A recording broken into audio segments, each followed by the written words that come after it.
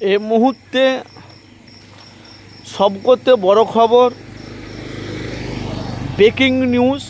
ভাই আপনারা জানেন যে কলকাতা এয়ারপোর্টে যে বাকরাম মসজিদেতে বিজেপি নতুন সরকার তালা মেরে দিয়েছে। কী কারণে তালা মেরেছে সেটা ওনারাই ভালো জানে।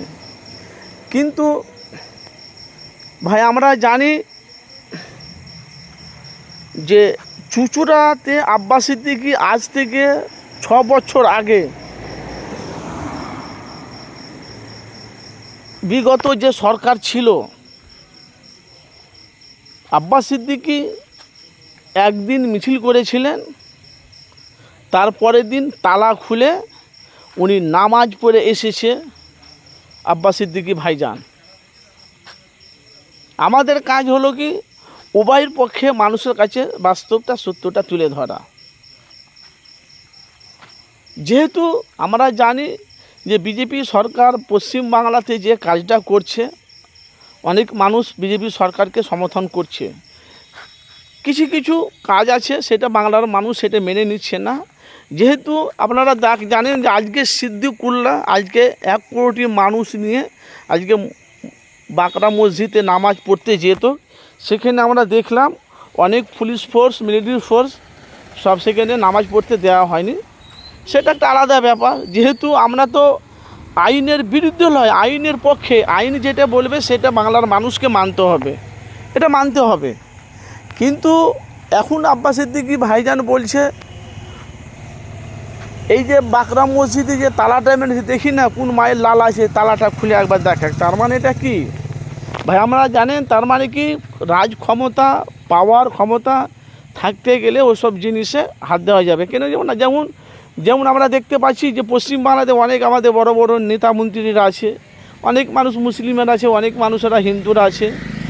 এখন যে এই যে তালাটা মেরেছে, যে সরকার নতুন সরকার এসেছে, সে বাকরা মসজিদটাকে ওই মসজিদটাকে পুরো ভেঙে গুড়িয়ে দেবে। এখন আমরা ওটা সোশ্যাল মিডিয়ায় দেখতে পাচ্ছি। সেটাই নিয়ে একমাত্র বাংলায় একমাত্র প্রতিবাদ করছে পীরজাদা আব্বাস সিদ্দিকী ভাইজান।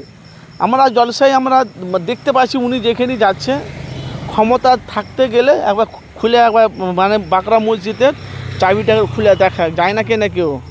তার মানে কি এখানে আমরা বুঝতে পারছি যে মুসলমান, এর আগে আমরা দেখেছি যে আমাদের পশ্চিমবাংলাতে আমাদের হিন্দু ভাই বোনেরা, মা বোনেরা, চাচা বোনেরা এরা একাত্ম, কিন্তু আমাদের বাংলার মুসলমান কিন্তু ভাই একাত্ম নয়।